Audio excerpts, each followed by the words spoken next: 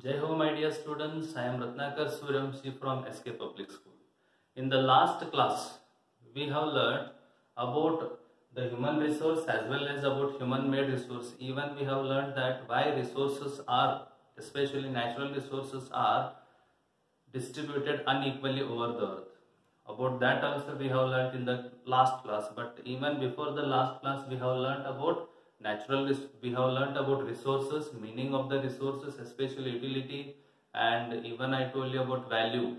About those also we have learned. And then I told you about the types of resources. There are three types of resources: natural, human-made, and human-made. Three types of resources. Within the natural resources, I told you that on the basis of various factors we can divide the natural resources, like on the basis of development I told you actual and potential. On the basis of origin also we divide the natural resources into two types, those are biotic and abiotic, correct? Now on the basis of exhaustibility also we can divide the resources as renewable and non-renewable, and on the basis of the availability of the resources also we can divide.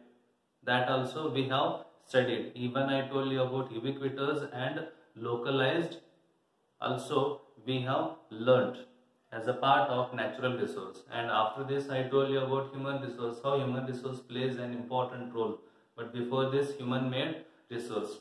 To use some resources there is a need to change their original form, which means human beings' involvement is required to use some natural resources. All those resources are called as human-made resources, obviously. For example, the marker is a human-made resource. Rubber is natural, but using that rubber and producing a pen or a marker is what? It is a human-made resource.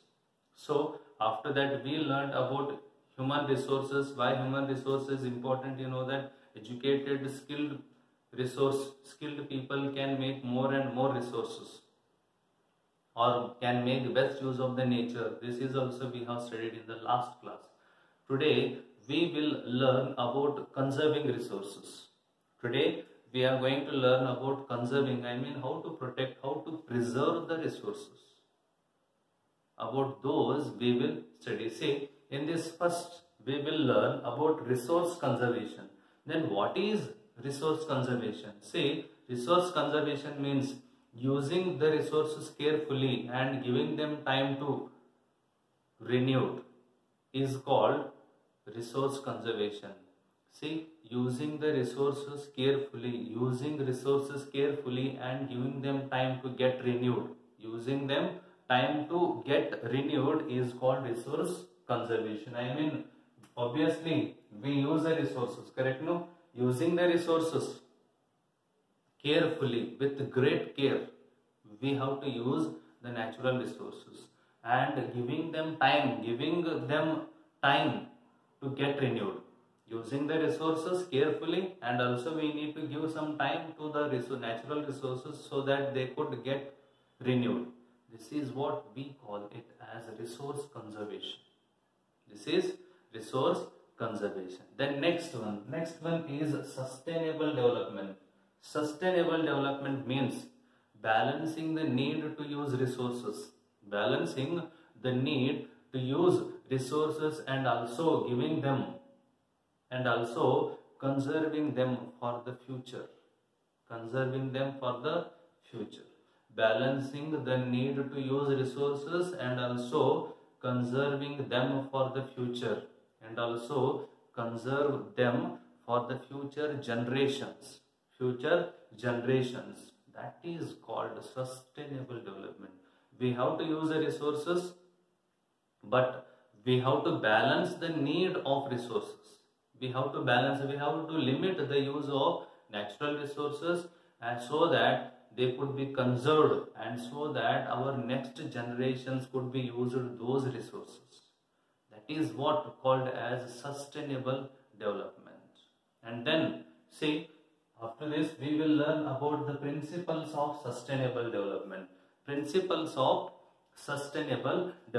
See here, There are various principles we can mention here for the sustainable development. First one, respect and care. Respect and care for all forms of life. Respect and care for all forms of life. I mean, various kinds of living things are there. Respecting them, living organisms are there. Respecting them and taking care of them. That is what is the first principle of sustainable development. Respect and care all forms of living organisms, all forms of life. Then second one, improve the quality of human life. Improve the quality of human life, we need to have some humanity. I mean, we need to show some kindness towards the other living organisms also. That is what improve the quality of human life.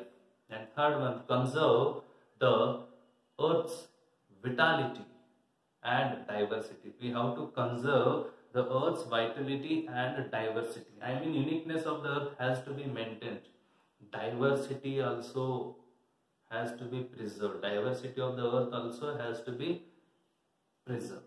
And then fourth one, minimize the depletion of natural resources. Minimize the depletion means, as you all know, that natural resources are depleting. I mean, they may be vanished very soon. Their stock can be get finished very soon. Natural resources. So that's why we have to minimize the use of natural resources so that we can minimize the depletion. So that we can minimize the depletion of the natural resources. And next, fifth one is change the personal attitude and practices towards the environment. Our personal attitude towards the environment as well as our practices towards the environment has to be changed. It has to be changed. Then how to change it? See, instead of cutting plants, we can plant saplings. This is what the change of the attitude. This is what the practice towards the environment has to be changed. And then next one is enable communities to care for their own environment. About our surrounding, we have to take care. This is our responsibility. This time we have to make others also. We have to make our communities to take care for their own environment. For their own environment. See, at present you know that the whole world is facing the lack of oxygen.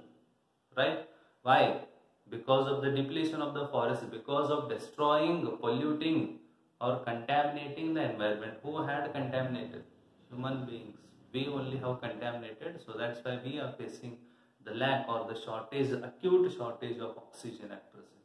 Which means to overcome this problem, we have to take care of our own environment. We have to take care of our own environment. So these are the six principles of sustainable development. And even we have to understand here, we have our own personal responsibilities too to protect the environment. It is our duty also. Our planet and future generation is linked with our ability to maintain and preserve the life support system that nature provides. Which means, see, our planet as well as the future generation is linked.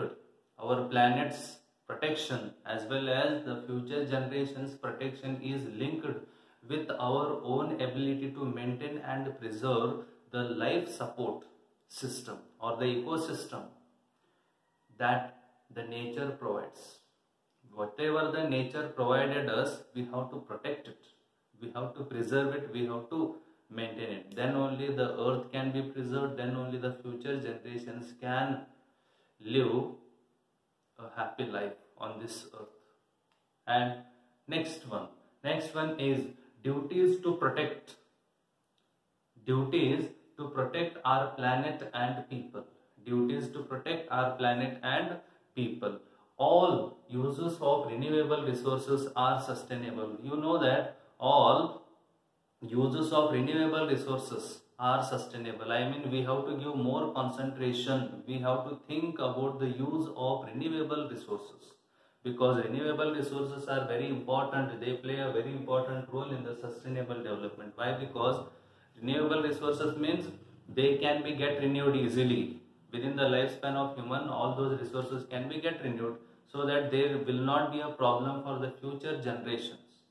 So that's why all uses of renewable resources are sustainable. It is very good. We have to think about the use of renewable resources instead, which means we have to reduce our own dependency on non-renewable resource, and our dependency should be increased over the renewable resources, which can be good for the sustainable development.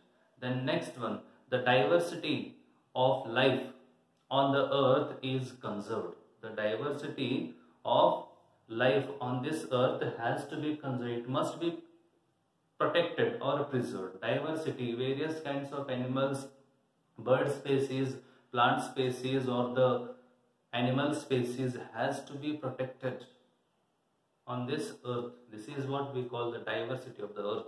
Diversity of the life has to be protected.